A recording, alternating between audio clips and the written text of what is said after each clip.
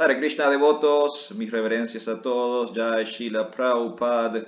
Aquí estamos una vez más desde las redes de Hare Krishna Mar del Plata y el día de hoy conmemorando la aparición de Srila Bhaktivinoda Thakur. Hoy se están cumpliendo 186 años del nacimiento de Bhaktivinoda Thakur, casi vamos para los 200 años de la aparición de Bhaktivinoda Thakur. Hoy 186 años de su aparición. Bhaktivinoda Thakur vino al mundo en el año 1838. 1838, en ese año advino. Esto fue en Bengal, en la India. Ese fue el lugar donde vino al mundo esta gran personalidad. Bhaktivinoda Thakur, que fue uno de los grandes acharyas del siglo XX, fines del siglo XIX, comienzo del siglo XX, y uno de los grandes maestros de nuestro linaje. Él nació como Kedarnath Datta, ese fue su nombre de nacimiento. Bhaktivinoda Thakur es un título que él tiene, como Srila Prabhupada o Bhaktisiddhanta Sarasvati, ¿sí? Son títulos, nosotros los llamamos de esa forma, pero en realidad no son sus nombres de nacimiento, ni siquiera son sus nombres de iniciación, son sus títulos, ¿sí? Los títulos que los otros maestros y devotos contemporáneos le fueron otorgando a lo largo del tiempo. Y esta es la persona que hoy estamos homenajeando en este encuentro online, hoy a 186 años de su nacimiento. Vamos a hablar un poco acerca de Bhaktivinoda Thakur, o como decíamos recién, su nombre de nacimiento, Kedarnath Datta. Esta es la persona que casi unilateralmente revivió la tradición del Bhakti a fines del siglo XIX y a comienzos del siglo XX.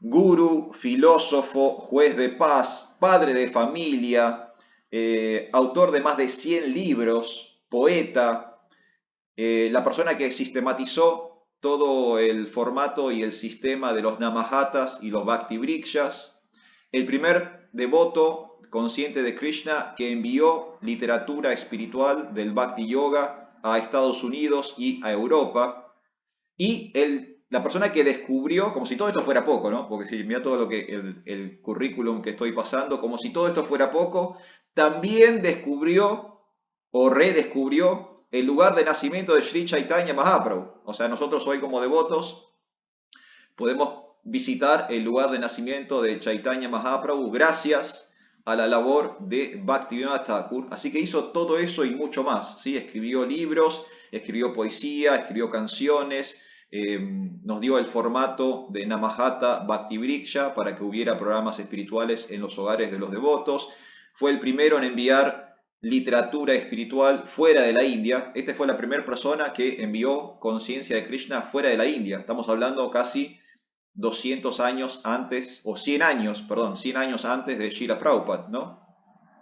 Y encima de todo eso, fue funcionario del gobierno, fue jefe de familia, padre de 14 hijos, entre los cuales, no menor, estuvo Bhaktisiddhanta Sarasvati Thakur, ¿sí? Quien luego sería el maestro espiritual de Srila Prabhupada. Así que esta es la gran personalidad que hoy estamos homenajeando aquí en este encuentro online en Google Meet. Voy a hablar un poco acerca de su nacimiento, o por lo menos de sus primeros años. Como dije, nació en el año 1838, nació con el nombre de Kedarnath Datta. Su padre se llamaba Ananda Chandra Datta y su madre se llamaba Jagat Mohini Devi.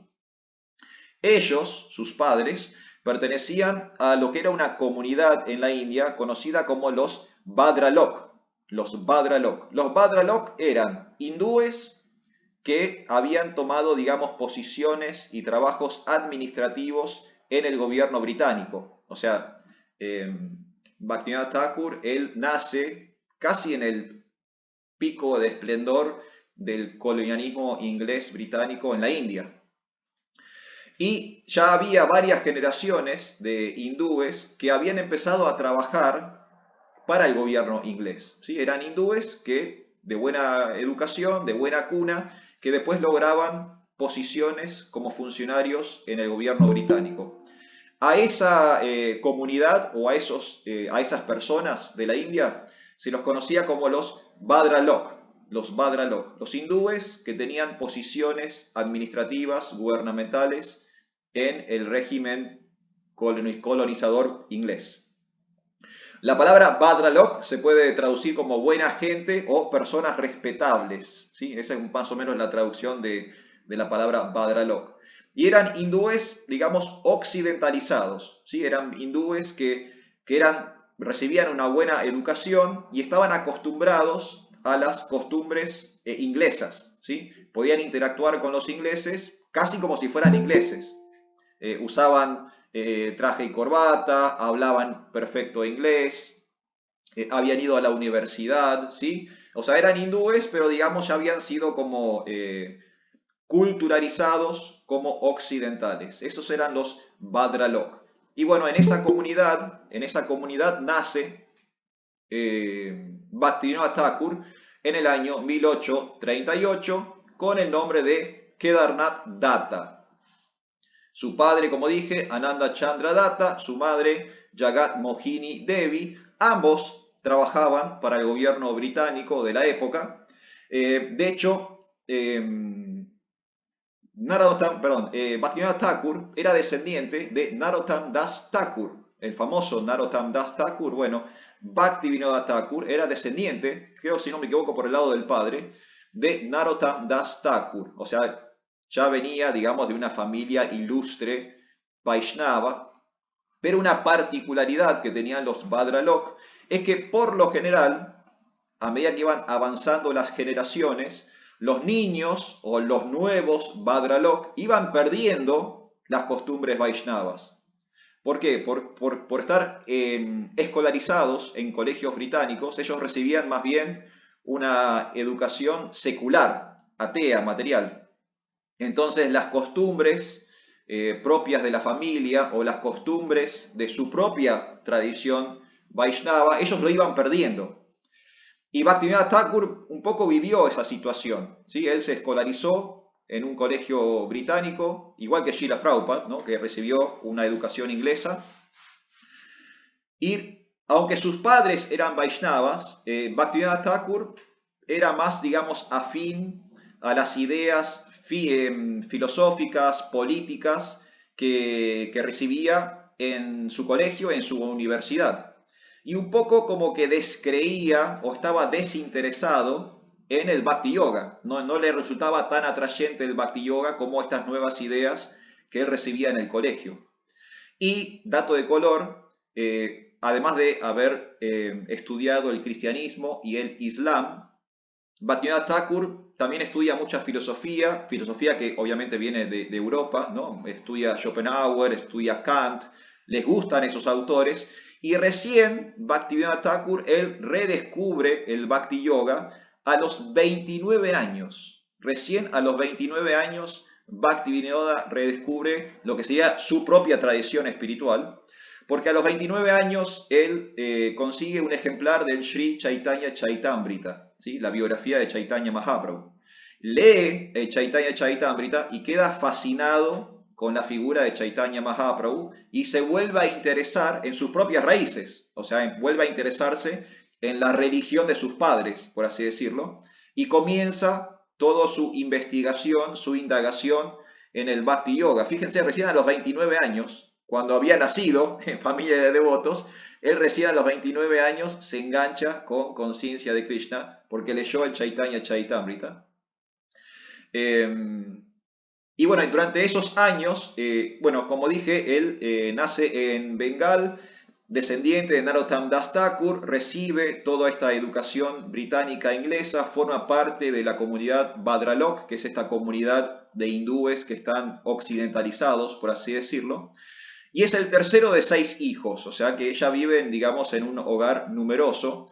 Los primeros años de su vida, la verdad que tienen un muy buen pasar, porque sus padres tenían trabajos, funciones en el gobierno inglés. Ellos estaban, digamos, por encima del promedio del hindú de la época. Ellos recibían una muy buena educación y además tenían un muy buen pasar. Pero en un momento, cuando Bhaktivinoda Thakur es niño, hay una epidemia de cólera en la India, y esa epidemia lamentablemente le quita la vida a 3 de sus hermanos y a su padre. O sea que de un día para el otro, Bhaktivinoda Thakur queda huérfano de padre y queda con 3 hermanos menos. Y la madre tiene que hacerse cargo de la familia. Y fue dificultoso para la madre, como madre soltera, hacerse cargo de 3 niños, y dentro de este contexto de esa epidemia que estaba sucediendo en ese momento en la India. De hecho, tanto es así, tan difícil fue para la madre, que la crianza, o digamos esos primeros años de Bhaktivinoda Thakur como niño, adolescente, muchos de esos años él los pasa con sus abuelos, ¿sí? Los abuelos un poco se hacen cargo de él, porque le era muy difícil a la madre llevar adelante la familia en esas circunstancias.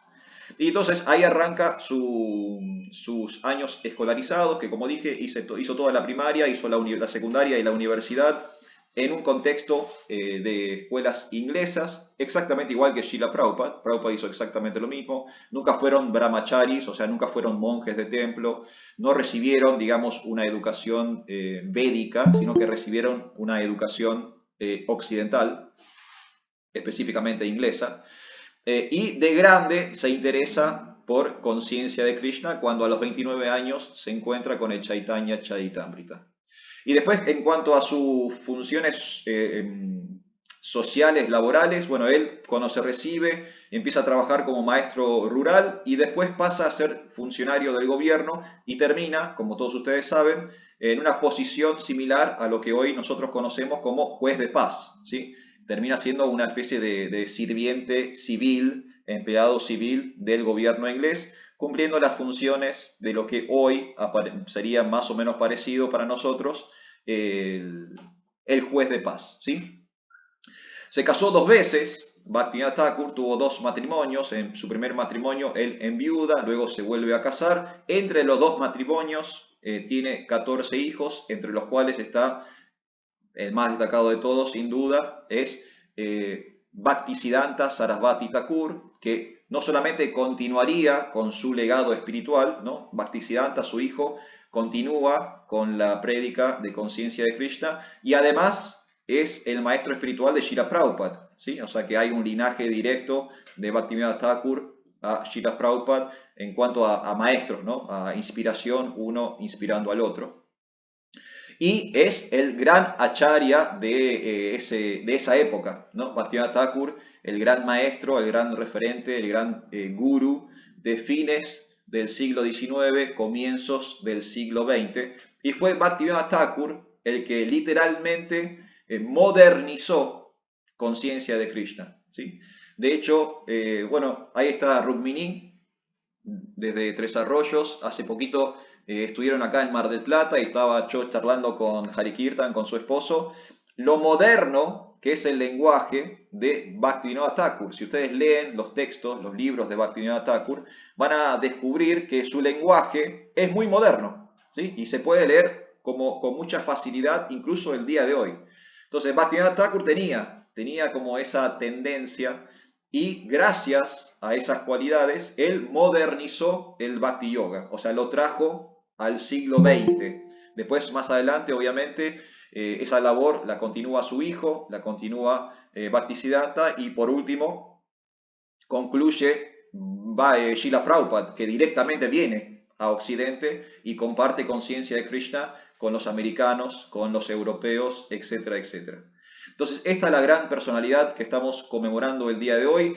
Bhaktivinoda fallece en el año 1914, ese es el año, como para que nos contextualicemos, el año en que comienza la Primera Guerra Mundial, ¿sí? 1914. En ese 1914 fallece Bhaktivinoda Thakur, tenía 75 años al momento de su muerte, pero hoy estamos conmemorando su nacimiento, y él nació un día como hoy, en el año 1838, hoy se cumplen 186 años de su nacimiento, y es la persona que básicamente y casi de forma unilateral, unipersonalmente, revitalizó el Bhakti Yoga en el siglo XX. Sí, él es la persona que le dio la puerta de entrada a conciencia de Krishna, a todo lo que se venía, ¿no? Porque Bhaktivinoda Thakur vive en esa época bisagra de esa India muy antigua, casi medieval, a esa India que se está modernizando, industrializando gracias a los europeos, ¿no?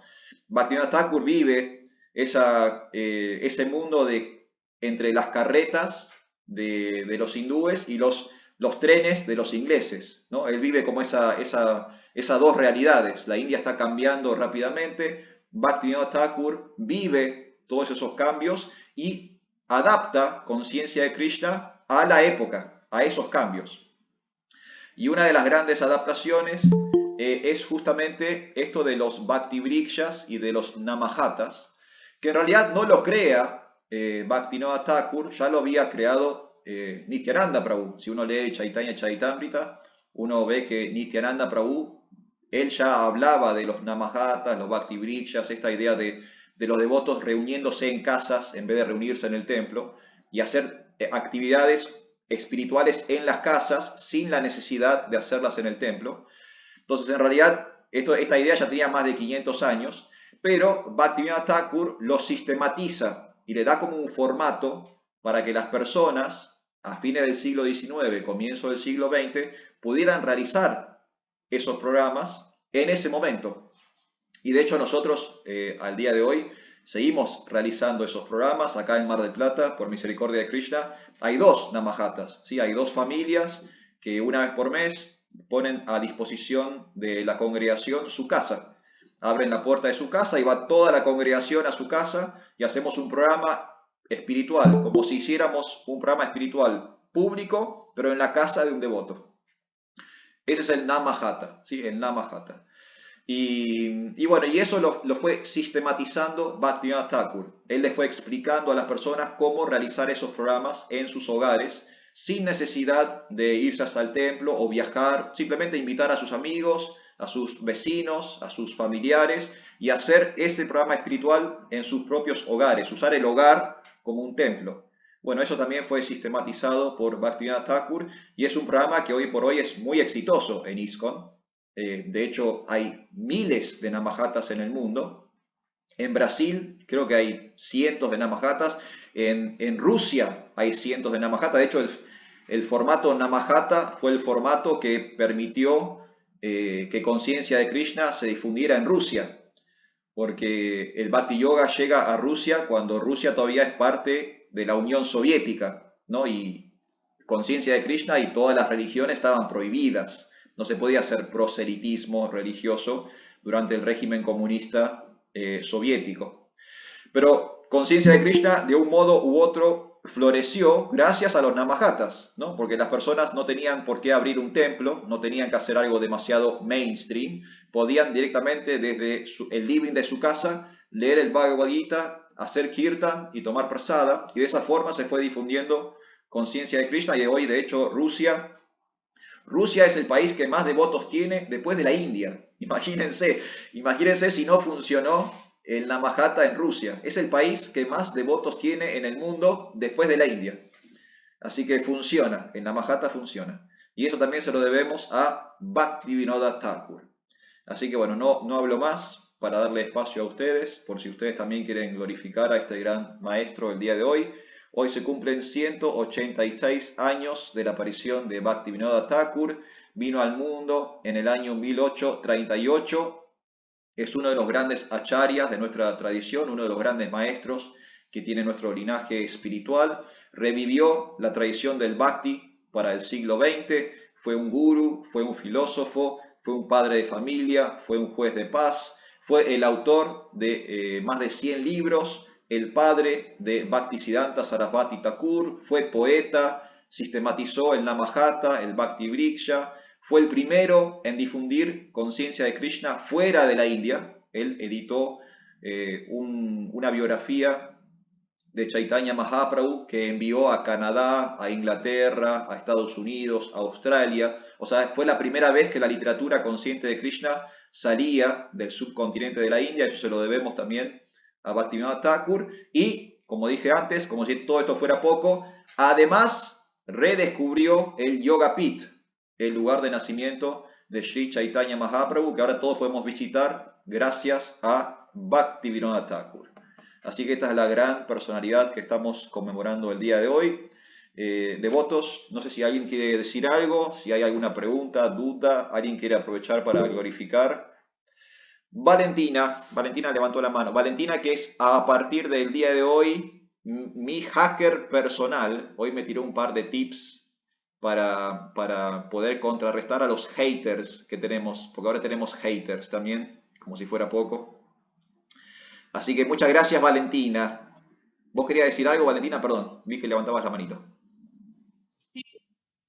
Prabhu, Hare Krishna, Hare Krishna. reverencias, reverencias a todos. Gracias. La verdad que muy bonito todo lo que dijo. La mayoría de las cosas las desconocía. Yo quería compartir del cancionero de los Acharyas Vaishnavas un poquito de la parte poética de Bhaktivinoda Thakur para glorificarlo. Sí, Por ejemplo, hoy estaba como repasándolo un poco y yo desconocía que él era el autor del Jayarada Madhava, sí, señor. que cantamos antes de la lectura del Bhagavad Gita. La verdad que es precioso. Este librito, si ahora que están trayendo libros de Buenos Aires, si lo pueden traer, es precioso porque está el mantra, palabra por palabra, y el significado. La verdad que es muy bonito. Y quería compartir de un mantra que se suele cantar en los Vyasapuyas, a veces de los maestros espirituales, por lo menos acá en Mendoza se cantó, que se llama Gurudev. No sé si lo han escuchado, yo no soy buena cantante, pero que dice Gurudev, Kripa Bindudilla, Coro Deidase, Tripa que no. Bueno, no lo voy a cantar todo porque no soy buena cantante. Quería básicamente leer los dos primeros versos que me parecieron preciosos, que dicen, Gurudev, con una gota de tu misericordia, haz que este sirviente tuyo se vuelva más humilde que la hierba. Dame fuerzas para tolerar todas las pruebas y dificultades, y libérame de todo deseo de honra personal. Oh Señor y amo, inspírame con el poder de honrar apropiadamente a todas las entidades vivientes. Solo entonces cantaré el santo nombre con gran éxtasis y todas mis ofensas cesarán. Me pareció precioso, lo quería compartir. Eh, una gota, o solo con una gota de la misericordia del Guru, ¿no? El sirviente puede volverse más humilde que la hierba y le puede dar fuerzas para tolerar las pruebas y dificultades, ser humilde y poder ver con amor a todas las entidades vivientes para poder cantar el santo nombre sin ofensas. Me pareció precioso, quería compartirlo y agradecerle Prabhu el dato de que Bhaktivinoda Thakur conectó con la conciencia de Krishna a los 29 años. Yo conecté a los 31 y siempre creí que era como muy tarde. Y la verdad es que noto que si tengo ahora un desafío mayor que sentía antes, porque si Bhaktivinoda Thakur con 29 años hasta los 75 logró la revolución que logró, estamos a tiempo. Hare Krishna. Muchas gracias, Santa. Muchas gracias por su aporte. Bueno, quédense tranquilos que siempre estamos a tiempo, ¿eh? No es un... gracias a Krishna, conciencia de Krishna no es una carrera, no estamos corriendo carrera con nadie, o sea, podemos empezar a cualquier momento, en cualquier momento, de cualquier forma, así que no hay pérdida ni disminución en conciencia de Krishna, así que no se preocupen por el momento en que conocen a los devotos, porque ese es el momento justo para ustedes, pueden arrancar desde ese lugar y continuar, no hay ningún problema. En el caso de Bhaktivinoda Thakur, bueno, como decía Valentina recién, a los 29 años, recién a los 29 años conoció conciencia de Krishna. Él en realidad ya conocía conciencia de Krishna porque se había criado de forma consciente de Krishna. Pasa que, bueno, después su educación lo empujó para otro lado. Él le empezó a gustar más, digamos, las ideas filosóficas, políticas, europeas que iba leyendo. Se desinteresó en conciencia de Krishna. Y algo interesante que también hizo Bhaktivinoda Thakur, que creo que también es bueno para todos nosotros, es que él también investigó otras religiones, ¿no? Él fue muy estudioso del cristianismo, fue muy estudioso del islam, bueno, después finalmente encuentra esa edición del Chaitanya Charitamrita y dice, ok, el Bhakti Yoga es lo mío, vamos a ir por acá. Pero esta posibilidad que tuvo Bhaktivinoda Thakur de conocer sobre la filosofía de Europa, conocer acerca de las ideas cristianas, conocer acerca de las ideas del mundo musulmán, creo que también se ve reflejado después en su literatura.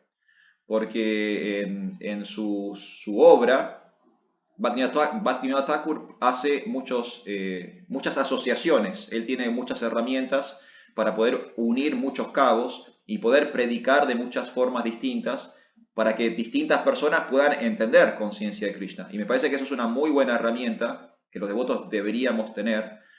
Cuanto más información general tenemos sobre distintas cosas, más posibilidades tenemos para acceder a distintos niveles de conciencia, ¿no? Porque si tenemos que hablar con una persona cristiana y no sabemos absolutamente nada de cristianismo, por ahí tenemos como trabas en la comunicación. O si tenemos que hablar con un judío, con un musulmán, o incluso con un ateo, ¿no? Si tenemos que hablar con un ateo y no sabemos ni siquiera qué cosas le podemos decir al ateo, cómo vamos nosotros a convencerlo de que conciencia de Krishna es mejor si ni siquiera sabemos qué es lo que cree él?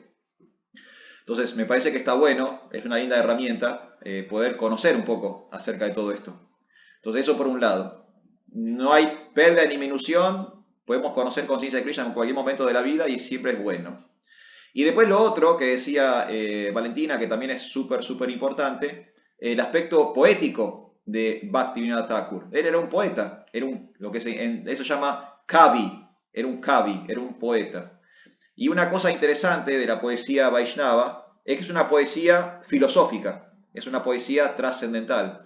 Si ustedes se fijan en las canciones que cantamos habitualmente, no solamente hay poesía, o sea, no solamente hay cuestiones estéticas, no solamente hay un ritmo, hay una métrica, no solamente hay rimas, sino que también hay ideas teológicas.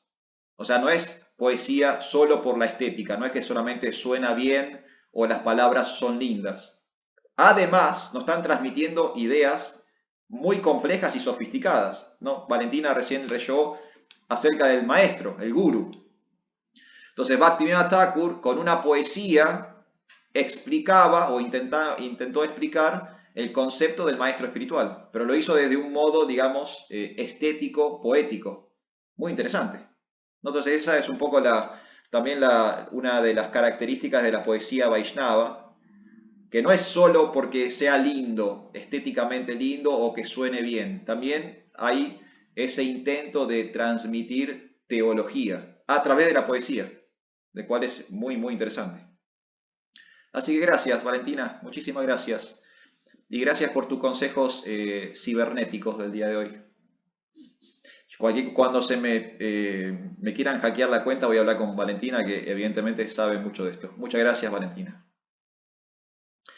Alguien más había levantado la mano, pero lo perdí ahora. Perdón, no sé quién. Vi que alguien levantó la mano, pero no llegué a ver quién era. Hare Krishna, buenas, yo. Hare Krishna, Santa, ¿cómo va? Quería agradecerle a Valentina porque lo que leyó este mantra me trajo recuerdos de cuando yo conocí a los devotos y cómo me fue tan familiar, ¿no? Lo que predicaban sobre la humildad, la bondad, el servicio, como si fuese una información que nosotros ya tenemos dentro, ¿no? Yo me identifiqué automáticamente con la filosofía, si bien bueno, yo tenía un trabajo previo, por decirlo de alguna manera, pero este mantra se repetía mucho en el ashram que yo conocí y bueno, un buen medio para conectar y expandir y contagiar a las personas nuevas. Eso, gracias. Bueno, muchas gracias. Gracias por compartir, Santa. Muchas gracias. Sí, bueno, volvemos a ese tema, ¿no? Nosotros conocemos a conciencia de Krishna en el momento ideal, perfecto para nosotros. Esa es la realidad y coincido con la devota, todos venimos con trabajos previos, de eso no cabe duda, porque si no, no estaríamos acá un lunes a las 7 de la tarde hablando de esto. Si no venimos trabajando esto de vidas previas, no nos enganchamos con este tema así de cero. Entonces, eso es, en algún momento, en alguna encarnación, hicimos algún servicio, o leímos algo, o tomamos prasada, no sé, de alguna forma nos hemos vinculado. Quizás veníamos de otros caminos, ¿no? Quizás no fuimos bhakti yogis, pero fuimos espiritualistas, trascendentalistas, fuimos yogis, fuimos buscadores, indagadores, y quizás intelectuales, no sé, hemos estado buscando, de eso no cabe duda. Y ahora en esta encarnación, nuestra búsqueda nos trajo hasta este lugar, ¿no? Hemos sido como exploradores y ahora encontramos algún tipo de destino que nos gusta, nos atrae.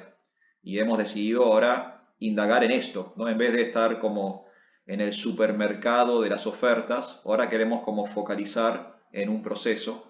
Y es así, sí, sí, sin duda que todos venimos con algo. Y por eso no importa el momento, no importa si lo conocemos de grande, de chico, de niño, de adolescente, de adulto, de anciano. Lo importante es que ahora tenemos este privilegio de ser conscientes de Krishna y bueno, y actuar en consecuencia, empezar a aprovechar el tiempo que tenemos para indagar lo máximo que podemos. Gracias, Santa. Muchas gracias. Banki Vihari Prabhu quiere decir algo también. Hare Krishna Sadhu. Buenas tardes, muchísimas gracias por todo. Hari. Estamos conociendo un poquito a Bhaktivinoda Thakur. Sí, La señor. verdad que yo no conocía mucho de él, así que toda la información que nos dio fue maravilloso. Muchísimas gracias.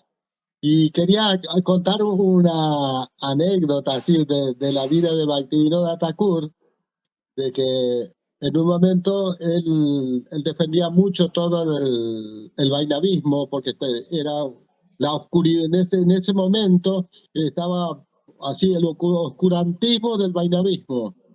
Todos se sentían así que eran los avataras del vainavismo, y entonces no había mucha claridad. Y se había perdido todo el prestigio que tenía el vainavismo. Por eso los impersonalistas, todo esto, decían que todos los bailaban, todos eran sentimentalistas, que se pasaban cantando, pero que no tenían ningún conocimiento, ninguna filosofía. Y él defendía muchísimo eso. Y al defender tanto eso, una vez el gobierno inglés tenía problemas con un yogi tántrico, y no sabían qué hacer con este yogi tántrico que estaba levantando mucha gente, estaba trayendo muchísima gente, y él estaba proclamando que él era Dios en la tierra. Y los ingleses estaban muy preocupados por eso, porque estaba acumulando mucho poder, y ellos no querían que hubiera alguien que acumulara poder, así que rápidamente ellos trataban de eliminar eso, pero no sabían cómo hacerlo, porque ellos tenían miedo de actuar directamente con la fuerza, así que buscaban formas de destruir esos sistemas, pero por un medio, por así decirlo, con las propias gente, que fueran los hindúes mismos que deshicieran eso, ¿no? Y entonces lo buscaron a Bhaktivinoda Thakur. Va uno de los espías de los ingleses a visitar a Bhaktivinoda Thakur, y llega a su casa todo así, que dice: sí, yo soy amante de Dios y quiero darle un mensaje. Y Bhaktivinoda Thakur lo mira todo serio, como juez, así. ¿Y usted no es de la policía secreta? Sí, es de la policía secreta. ¿Y qué es lo que usted quiere? Y dice: no, lo que pasa es que yo tengo una esposa y que hace 4 días que no puedo dormir porque mi esposa está muy preocupada. Entonces, por favor, denme su misericordia. Ayúdeme, por favor. Hay un hombre que se está haciendo creer a todo el mundo que él es Dios acá en la tierra. Y le está creyendo todo el mundo. Y Bhaktivinoda Thakur le pregunta: ¿y de quién era la idea de que usted venga a hablar conmigo? ¿Era de los ingleses? Y le dicen, y el espía se queda así como diciendo: no sé qué decir, ¿no? Se queda callado así. Entonces Bhaktivinoda Thakur dice: bueno, no importa, yo lo haré por Bhagavan, yo lo haré por Sri Krishna, destruiré a ese tántrico. Y efectivamente va al ashram del tántrico, agarra el Srimad Bhagavatam un día, lo envuelve todo con un pañito, y sale con el Srimad Bhagavatam y va al lugar donde tiene el ashram del tántrico. Y cuando llega allá, justo el tántrico estaba haciendo los ceremoniales que él hacía, y materializaba cosas, y mientras le daba las cosas, lo acariciaban a las chicas, qué sé yo, cosas así, y Bhaktivinoda Thakur ve eso y dice, no, no puede ser. Entonces el tántrico lo ve y el guardia de los tántricos no lo quieren dejar pasar, pero el tántrico también tenía mucho poder místico, entonces le dice, déjalo pasar, déjalo pasar. Llega hasta el corazón de todo lo más profundo de todo, donde está el tántrico, y le dice, lo estaba esperando Bhaktivinoda Thakur. ¿Por qué vienes a mi arra? ¿No sabe quién soy? Estoy haciendo el bien a todo el mundo, estoy ayudando a toda la sociedad. ¿Qué hice mal? No, dice, no, lo que estás haciendo, cuando ayudas a las personas estás bien, pero solo lo único que tenés que decir es de que vos no sos Dios. Desarrollaste algunos poderes místicos y con eso ayudar a las personas, eso está bien, pero si decís que vos sos Dios, eso está muy mal. Dice, pero Bhaktivinoda Thakur, siento mucho placer cuando las personas me dicen que yo soy como Dios. Siento placer, siento gozo, me siento feliz, Bhaktivinoda Thakur. Dice, no, eso no podés hacer, no lo tenés que hacer más. Ya no puedo dejar de hacer lo que soy, porque toda la gente ya me conocen así. Entonces Bhaktivinoda Thakur le dice, te desenmascararé. Y se va debajo de un árbol y empieza a leer el Srimad Bhagavatam. El tántrico también se pone a meditar y empieza una batalla. Empieza a volar todos los espíritus que tenía el tántrico, los pelos, había tomado muchas almas y empieza a volar y esos espíritus empiezan a atormentarlo a Bhaktivinoda Thakur. Empieza a atormentar a la familia de él, a la esposa de él, a los hijos de él. Terror en toda la aldea, empiezan a ver, los espíritus empiezan a flotar en el aire así, porque todos los tántricos, todos los que trabajan con ese tipo de magia negra, el negocio de ellos es asustar a la gente, trabajar con la impresión, impresionarlos, hace todo un juego, pero verdaderamente no tiene ningún poder, solamente si uno es impresionable. Si uno no tiene conocimiento de lo que es la verdad, te asustás, salís corriendo como loco. Pero si uno sabe realmente qué es qué, no hay ningún problema. Bhaktivinoda quedó firme leyendo el Srimad Bhagavatam, comenzó esa batalla y terminó esa batalla donde el tántrico se cae al piso y se le apaga el fuego. Él estaba alrededor del fuego y entonces él se empieza a despotricar, empieza a gritar y cada vez va perdiendo más poder porque a medida que él se empieza a descentrar, se descubre que él no tiene ningún poder realmente. Viene la policía, lo llevan al tántrico y encima lo llevan preso porque él era juez, pero aún estando en la cárcel, el tántrico lo empieza a perseguir a toda la familia. Bhaktivinoda Thakur cae enfermo, la esposa también cae enfermo, y uno de los médicos que lo atiende a Bhaktivinoda Thakur le dice, mira, ¿sabes lo que hay que hacer? Porque allá en Occidente ocurre algo parecido. Hay que cortarle el pelo, porque el tántrico tenía unos pelos así de largo. Van a la cárcel, le cortan el pelo y el tántrico pierde todo el poder. Era como la historia de Sansón. Claro. Cuando le cortaron los pelos, perdió el poder y Bhaktivinoda y toda la familia se recuperaron, quedaron todo maravilloso. Quería compartir esa historia para poder honrar un poquito a Bhaktivinoda Thakur. Muchísimas gracias, espero Gracias, que les haya Santo. gustado. Muchas gracias por compartir ese pasatiempo. Muy bueno, muy bueno. Bueno, ahí tienen otro de los grandes servicios que hizo Bhaktivinoda Thakur, es esto que mencionó recién Banki Bihari.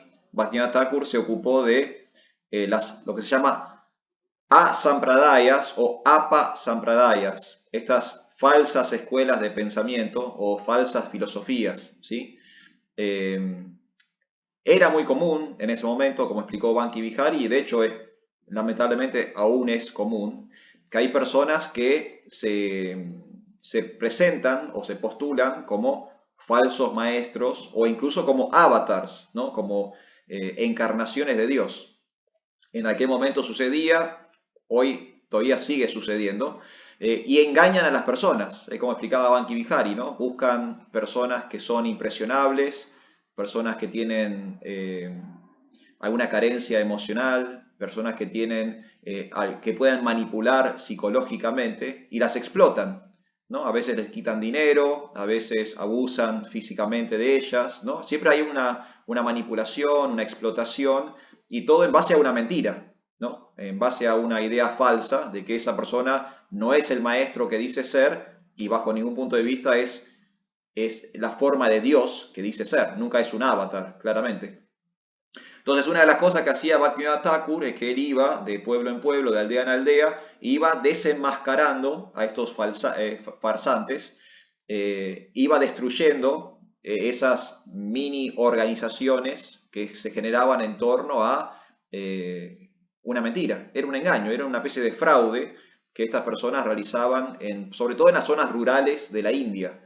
Esto que explicábamos antes, ¿no? Bhaktivinoda Thakur estaba, digamos, por encima del promedio del hindú de la época. Él había recibido una educación universitaria, hablaba varios idiomas, pero piensen que en esa época el grueso de los habitantes de la India eran analfabetos y todavía estaban sumergidos, digamos, en un mundo de superstición, hechicería, ¿sí? O sea, no, todavía el pensamiento científico moderno no se había instalado del todo en la India. Entonces, personas como Bhaktivinoda Thakur, que tenía una educación por encima de la media y que además tenía, como explicaba Banki Bihari, el conocimiento espiritual, ¿no? Porque iba con el Srimad Bhagavatam en la mano y argumentaba y debatía con quien fuera. O sea que podía no solamente argumentarse académicamente, sino también se argumentaba espiritualmente. Y de esa forma destruía estas asampradayas o apasampradayas, estas falsas escuelas que iban surgiendo en la India, que lo único que hacían en realidad era abusar de las personas, ¿no? Quitarle dinero a las personas. El gurú simplemente quería beneficiarse, aprovecharse de alguna posición, ¿no? De algún tipo de prestigio, de algún tipo de fama, y en realidad a la gente no les daba nada de valor, ¿sí? Pero bueno, las personas inocentes lamentablemente caen por estos engaños. Incluso pasa hasta el día de hoy, ¿no? Todavía hasta el día de hoy de vez en cuando sale la noticia de un falso gurú o de una organización que abusa o que manipula. Pero bueno, gracias a Bhaktivinoda Thakur, él también cumplía con ese servicio de desenmascarar a estos gurús falsos. Así que gracias, Banki, muchas gracias por contarnos este pasatiempo. Gracias. Gracias, Prabhuji. Bueno, devotos, no sé si alguien más quiere aportar algo, si alguien quiere decir algo, si hay una pregunta. Y si no, vamos a ir cerrando por el día de hoy.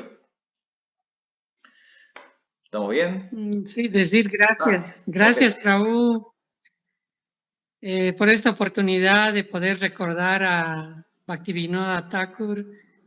Realmente a mí me inspira mucho. Yo vi esa película que contó el Prabhu y eso de desenmascarar a los que no, a los falsos.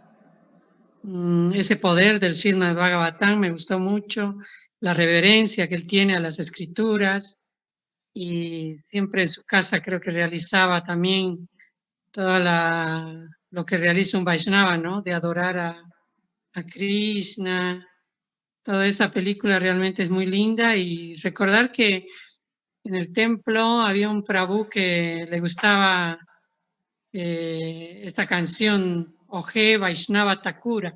Sí. Y lo traducía y decía, esto todos debemos saber, la traducción y cantar todas las canciones de Bhaktivinoda Thakur. Así que lo recuerdo, muy lindas escrituras, canciones que él ha hecho y realmente nos inspiran mucho.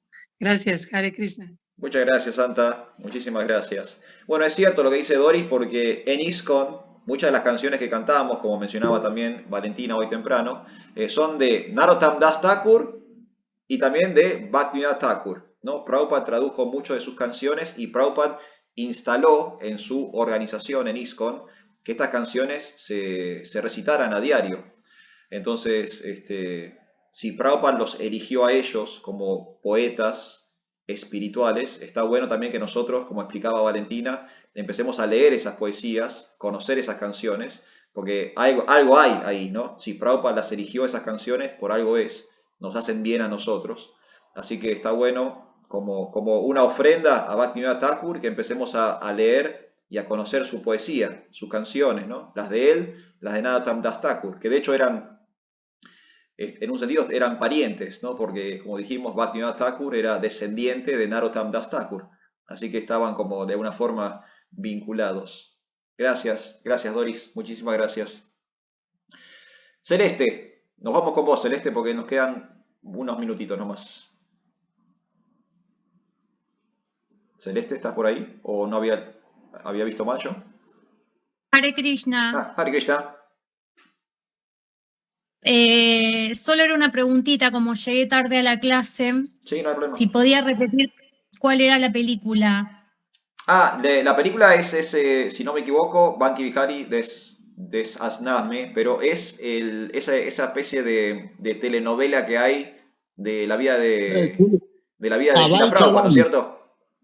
Sí, sí, la novela de Abhay Charan, buscarlo en YouTube que lo encontrá todo. Ahí está, Abhay Charan. Muchas gracias. Muy bien. Hare Krishna. Hare Krishna. Gracias por la clase. No, muchas gracias a ustedes. Ya tienen algo para hacer esta noche, se enganchan con Abhay Charan y empiezan a conocer la vida de Prabhupada y de Bhaktivinoda Thakur y de Bhaktisiddhanta, porque cuentan un poco la historia de los tres. Está buenísimo. Bueno, devotos, nos vamos a ir retirando. Hoy tuvimos nuestro homenaje a Bhaktivinoda Thakur, hoy en el día de su aparición. Hoy se cumplen 186 años de su nacimiento. Él advino en el año 1838.